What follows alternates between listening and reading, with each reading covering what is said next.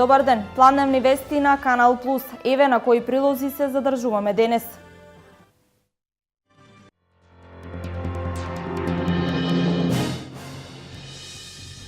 Центарот за развој на Источниот плански регион со 4 сообраќајни проекти ќе бара средства од Бирото за рамномерен регионален развој.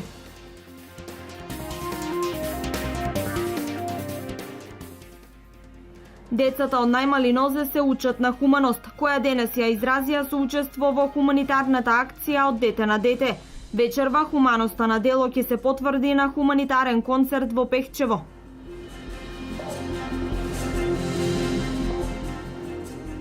Во Штип премиерно прикажан македонскиот играно документарен филм Последниот македонец, патот до истребување.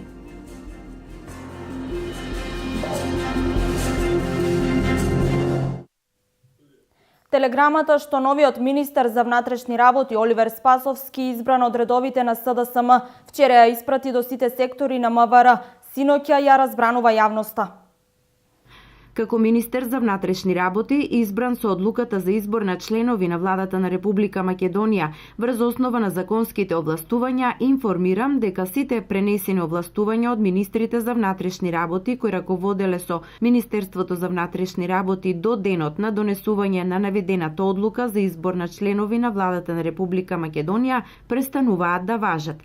Ова се вели во телеграмата која новиот министер ја испрати до секторите во МВР. Хаос во Министерството за внатрешни работи, нарушен безбедносниот систем на земјата, полицијата парализирана, функциите на државата се доведени во прашање.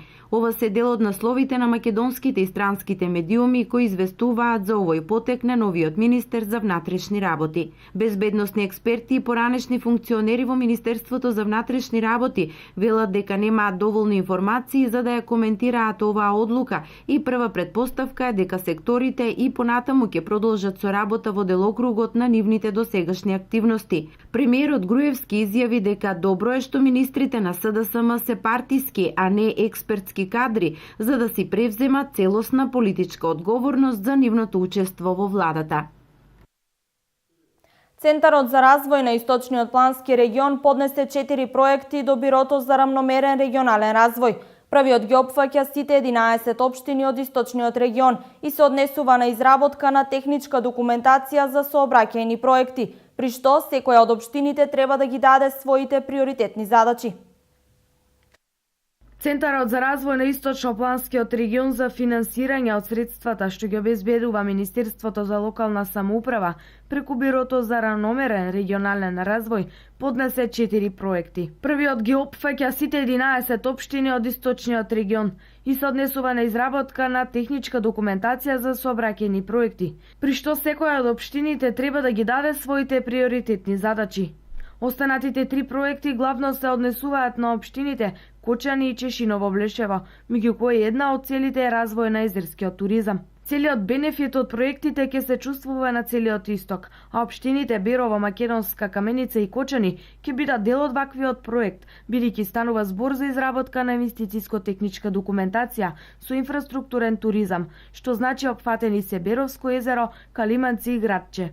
Во третиот проект станува збор за изработка на комплетно техничка инвестициона документација со инфраструктурен проект, основен проект и ревизија на тие проекти, а се однесува за атмосферските води во општина Чешиново Блешево, што до денес не се решени и има доста проблеми токму од овој дел. И четвртиот, последниот, се однесува за регулација на Кочанска река. Вкупната сума што е потребна во оваа фаза за изработка на проектите изнесува 86.000 евра. Вчера се одржа јавно надавање за продажба на неизградено градежно земјиште во општина Штип. На продажба беа понудени 23 градежни парцели за деловни објекти и згради, а се лоцирани во неколку делови на Штип.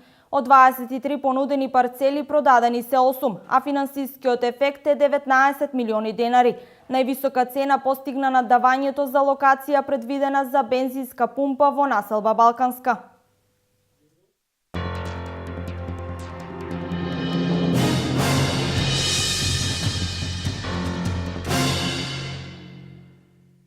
Низ активности денес реализира Општинскиот Црвен крст во Штип. Утринава ја заокружи хуманитарната акција од дете за дете. која ја реализираше со децата во Стибовите градинки. Денес се врши и прием на правачињата во детската организација на Црвениот крст во основното училиште Тоша Арсов, а во средното музичко училиште во тек е реализацијата на проектот Научи прва помош и однесувај се совесно во сообраќајот.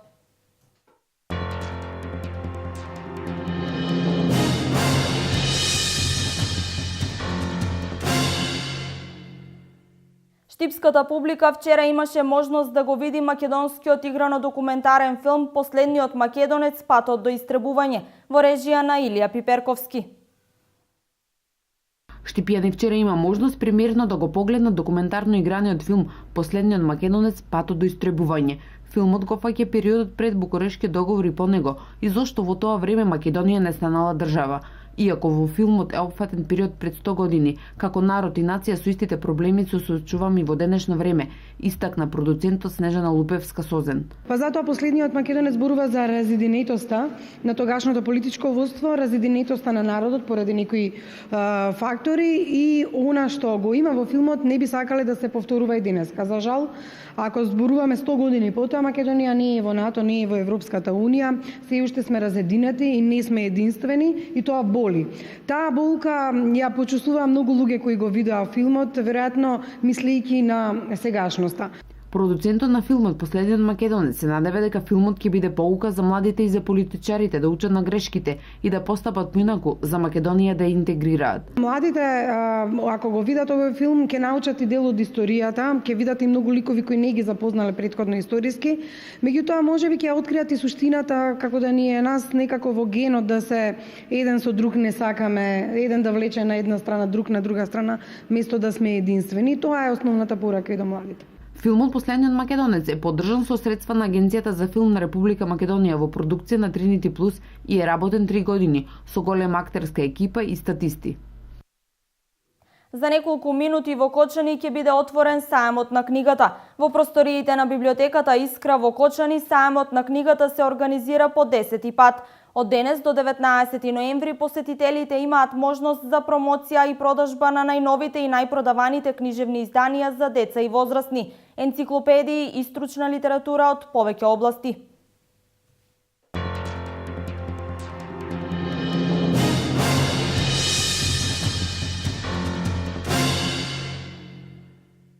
Попладнево во 17 часот во Домот на културата Јане Сандански во Пехчево ќе се одржи хуманитарен концерт за собирање на средства за лекување на Зоран Двојаковски. На концертот ќе учествуваат ученици од Делчево, Пехчево и Берово. Пехчево, Делчево и Берово утре вечер ќе одржат хуманитарен концерт за лекување на новинарот Зоран Двојаковски. Концертот ќе се одржи во Домот на културата Јане Сандански во Пехчево со почеток во 17 часот. На Зоки му се потребни средства за лекување на тумор на бешиката, болест која му е дијагностицирана пред 2 месеци.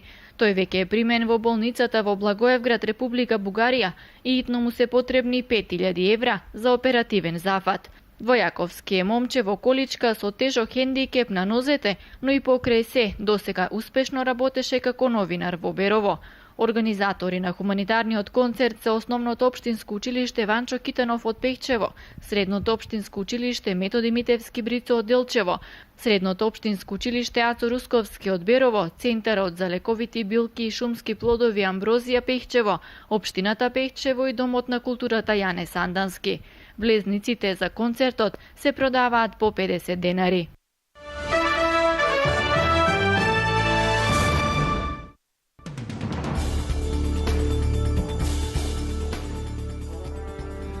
Милитантите на Исламска држава ја презедоа одговорноста за вчерашниот воен самоубиствен напад, во кој во јужен Бејрут загинаа над 40 луѓе, а околу 200 биле ранети.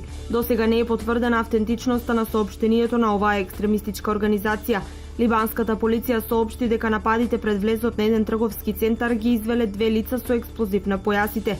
Јужниот дел на Бејрут е упориште на либанската екстремистичка шиитска организација, која во Сирија се бори на страната на силите на режимот на председателот Башар ал-Асад. Председателот на Европскиот совет Доналд Туск предупредува дека Шенгенскиот договор за отворени граници се наоѓа на работна пропаст, што е резултат на неуспехот во решавањето на мигрантската криза. Лидерите на Европската унија одобриле 1,8 милиарди евра како помош за Африка, средства кои ќе бидат наменети во борба против масовните миграции. Фондот на Европската Унија за Африка е наменет за решавање на клучните проблеми и причини кои ја создале мигрантската криза, сиромаштијата и немирите, по пат на отворање на нови работни места и интензивирање на дипломатските напори за ублажување или ставање крај на нападите во делови од Африка. Русија представува сигурен партнер на Меѓународниот олимписки комитет, изјави министерот за спорт на Руската федерација Виталий Мутко. Русија нема да ги бойкотира Олимписките игри во 2016 година во Рио де Жанеиро, во случај на дисквалификација на сите руски атлетичари во врска со скандалот со допинг, изјави министерот. Независната комисија на Светската антидопинг агенција ги објави резултатите од истрагата за работењето на Руската федерација за атлетика, Московската антидопинг лабораторија, Руската антидопинг агенција и Министерството за спорт на Руската федерација. Комисијата изнесе низ за обвинувања против официјални лица и спортисти, повикувајќи на дисквалификација на Атлетската федерација, што може да ги лиши руските атлетичари од можноста за учество на Олимписките игри во Рио де Жанеиро во 2016 година.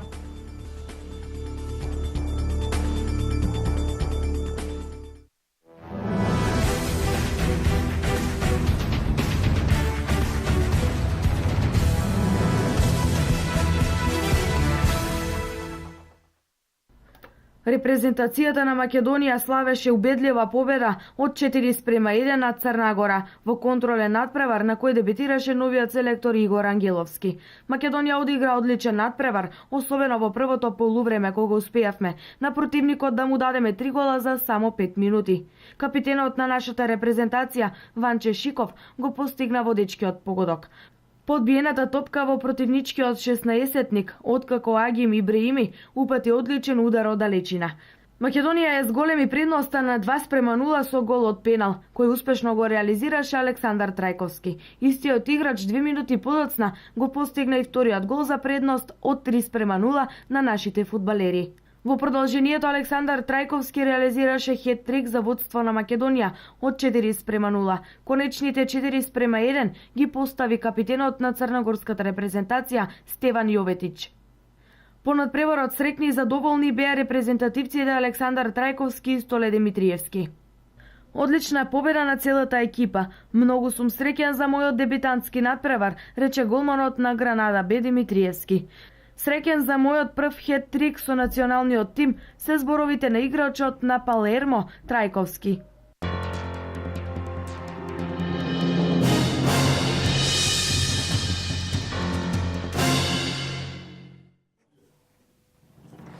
Ова е се во ова информативно издание. Повеќе за денешните случувања во Дневникот во 16:30.